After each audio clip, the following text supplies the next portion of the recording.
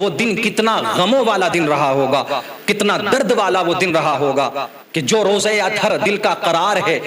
کہ جس کو دیکھ کر کے سکون ملتا ہے، جہاں جا کر کے سکون ملتا ہے، آج اسی روزہ اطہر کو چھوڑا جا رہا ہے۔ وہ حسین کہ جن کا سب کچھ مدینے میں ہے، آج وہ حسین مدینے کو چھوڑ کر کے جا رہے ہیں۔ نانا جان کو الوداع کہا، الوداع نانا جان، تربت اقدس کو حسرت بھری نگاہوں سے دیکھا اور روتے ہوئے رخصت ہوئے۔ میرے عزیزو، ہمیشہ یاد رکھنا، کامل مومن اور مسلمان ہونا کوئی آسان نہیں ہے۔ بلا اور مصیبت کا سامنا کرنا، پھر اس میں کامیاب ہو جانا، یہ ایک مشکل امر ہے، لیکن اللہ جسے توفیق عطا فرمائے۔ اور کسی کہنے والے نے کیا خوب کہا ہے کہ یہ شہادت گئے الفت میں قدم رکھنا ہے، یہ شہادت گئے الفت میں قدم رکھنا ہے۔ لوگ آسان سمجھتے ہیں مسلمان ہونا، میرے عزیزو ایمان اور کفر، حق و باطل، جنتی اور جہنمی، سچے اور جھوٹے کی پہچان آزمائش کے میدان میں ہوا کرتی ہے۔ اس کا امتحان جب ہوتا ہے میرے عزیزو، تو وہاں پہچان ہو جایا کرتی ہے کہ ہاں کون حق کے ساتھ ہے،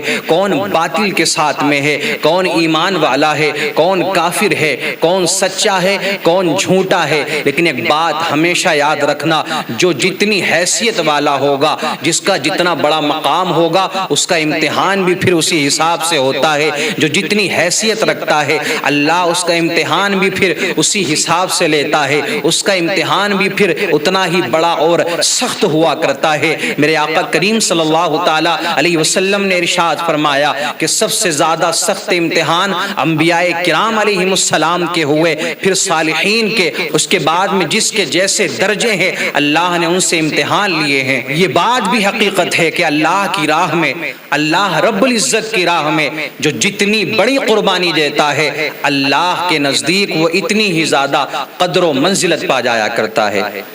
اب قربانیاں بے حساب لوگوں نے دی ہے دنیا کے اندر، اللہ کی راہ میں لاکھوں لوگ قربان ہوئے ہیں، لاکھوں ماؤں نے اپنے بیٹوں کو قربان کیا ہے، لاکھوں ماں باپ نے اپنے بیٹوں کو اسلام کی خاطر قربان کیا ہے، اسلام کے مخالفوں سے انہوں نے جنگیں لڑی ہیں۔ اللہ رب العزت نے بے شمار لوگوں کے امتحانات لیے ہیں اور وہ اس میں کامیاب بھی ہوئے ہیں، لیکن جو امتحان آقا حسین رضی اللہ تعالیٰ عنہ نے دیا ہے، جن جن پریشانیوں کا میرے آقا حسین نے سامنا کیا ہے، تاریخ کے اندر ایسا امتحان ہمیں کسی اور کا نظر نہیں آتا ہے۔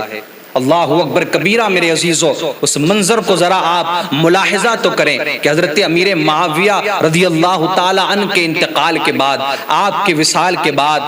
آپ کا بیٹا یزید پلید تخت نشین ہوا، سلطنت پر بیٹھا۔ اس کے بعد میں اس نے اطراف میں یہ اعلان کروا دیا، اطراف و جوانب میں خطوط روانہ کر دیے کہ سارے لوگوں سے کہہ دو کہ میری بیعت کر لیں، اور جاؤ مدینے میں جا کر کے حضرت امام حسین رضی اللہ تعالیٰ عنہ، حسین بن علی سے بھی کہہ دو میری بیعت کر لیں، عبداللہ بن زبیر اور عبداللہ بن عمر سے بھی کہو میری بیعت کر لیں۔ اس وقت میں مدینے کے گورنر ولید بن عقبہ تھے۔ جب ان کے پاس میں یہ یزید کا خط آیا نا، اور یزید نے اپنے والد حضرت امیر معاویہ کے انتقال کی بھی خبر دی اور اپنی سلطنت پر بیٹھنے کی بھی اس نے خبر دی، اور یہ بھی خبر دی کہ جاؤ اعلان کر دو، ہر خاص و عام میں یہ اعلان کر دیا جائے کہ یزید کے ہاتھ میں اپنا ہاتھ دے دو، یزید کی بیعت کر لو۔ اس وقت جو مدینے کے گورنر تھے وہ حضرت امام حسین رضی اللہ تعالی عنہ کے پاس آتے ہیں اور آپ سے کہتے ہیں کہ یزید کا خط آیا ہے اور اس نے کہا ہے کہ آپ یزید کی بیعت کر لیں۔ اللہ اکبر کبیرہ میرے عزیزو، حضرت امام حسین رضی اللہ تعالی عنہ نے فوراً انکار کر دیا۔ آؤ ذرا تاریخ کو اٹھا کر کے دیکھو، اگر حضرت امام حسین رضی اللہ تعالی عنہ یزید کی بیعت کر لیتے، یزید کے ہاتھ میں اپنا ہاتھ دے دیتے، یزید کو اپنا حاکم مان لیتے، اللہ اکبر کبیرہ میرے عزیزو، تو حضرت امام حسین کے لیے یزید دنیا کی تمام آسانیاں پیدا کر دیتا، تمام تر سہولتوں کا انتظام کر دیتا، کوئی دقت نہیں آتی، نہ حضرت قاسم شہید ہوتے، نہ حضرت علی اکبر شہید ہوتے، ہوتے، نہ حضرت علی اصغر شہید ہوتے، نہ حضرت عباس شہید ہوتے، نہ اون و محمد شہید ہوتے، دیگر 72 شہیدان کرب و بلا جو شہید ہوئے ہیں وہ بھی شہید ہونے سے بچ جاتے، اور جو پریشانیاں اٹھائیں اہل بیت اطہار نے امام حسین کی شہادت کے بعد میں ان پریشانیوں سے بچ جاتے۔ لیکن آؤ میرے عزیزو، حضرت امام حسین رضی اللہ تعالیٰ نے یزید کے ہاتھ میں اپنا ہاتھ کیوں نہیں دیا؟ آپ نے اس کی بیعت کو قبول کیوں نہیں کیا؟ تو تاریخ ہمیں یہ بتاتی ہے کہ اگر حضرت امام حسین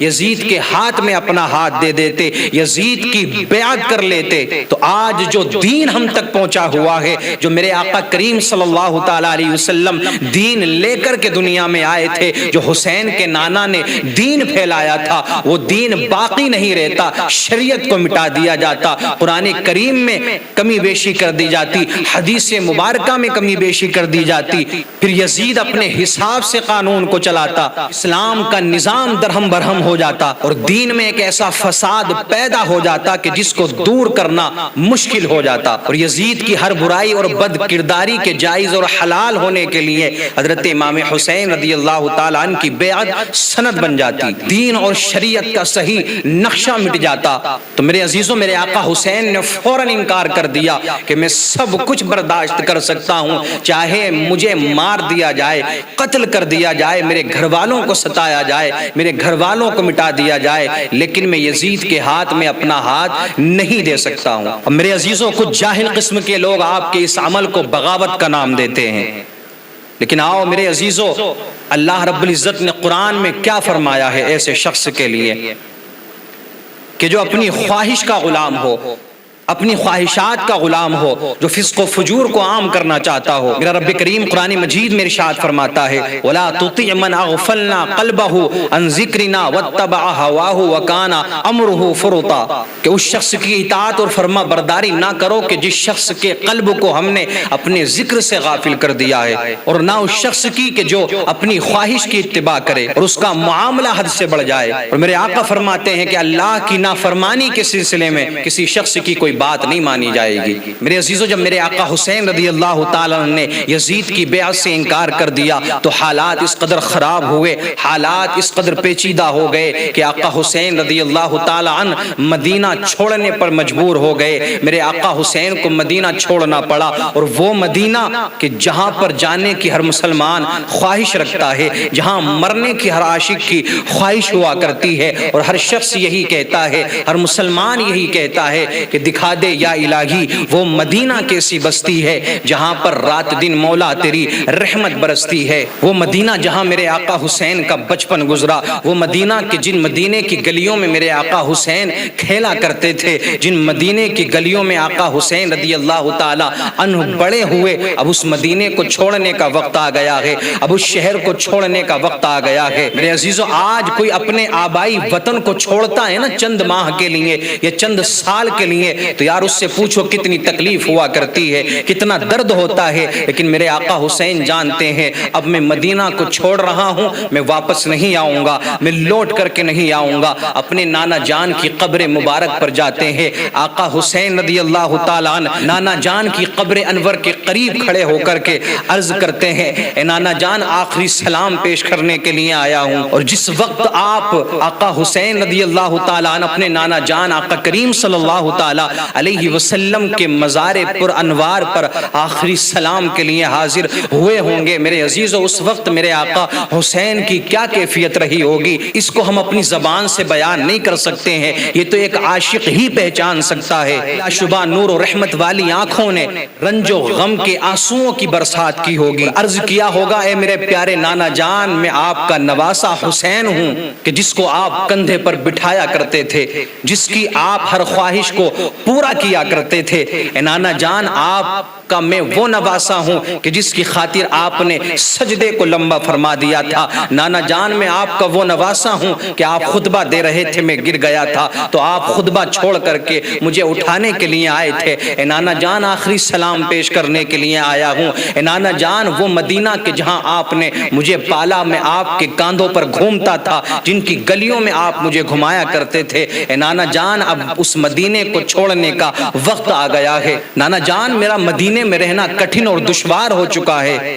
میں جا رہا ہوں، مجھے اجازت عطا فرمائیے۔ میرے عزیزو غور فرمائے اس وقت میرے آقا کریم صلی اللہ تعالی علیہ وسلم پر کیا گزری ہوگی اور آپ کا کیا حال ہوا ہوگا، اس کا تصور عشق و محبت والے ہی بیان کر سکتے ہیں۔ اللہ اکبر کبیرہ۔ میرے عزیزو وہ دن کتنا غموں والا دن رہا ہوگا، کتنا درد والا وہ دن رہا ہوگا، جو روزے اطہر دل کا قرار ہے کہ جس کو دیکھ کر کے سکون ملتا ہے، جہاں جا کر کے سکون ملتا ہے، آج اسی روزے اطہر کو چھوڑا جا رہا ہے۔ اور وہ حسین کہ جن کا سب کچھ مدینے میں ہے، آج وہ حسین مدینے کو چھوڑ کر کے جا رہے ہیں۔ نانا جان کو الوداع کہا، الوداع نانا جان۔ تربت اقدس کو حسرت بھری نگاہوں سے دیکھا اور روتے ہوئے رخصت ہوئے۔ پھر آپ اپنی مہربان ماں سیدہ طیبہ طاہرہ حضرت فاطمۃ الزہرا رضی اللہ تعالی عنہ کے مزار اقدس پر حاضری دیتے ہیں۔ عرض کرتے ہیں امی جان، جس مقصد کی خاطر آپ نے مجھے پالا تھا، مقصد کی خاطر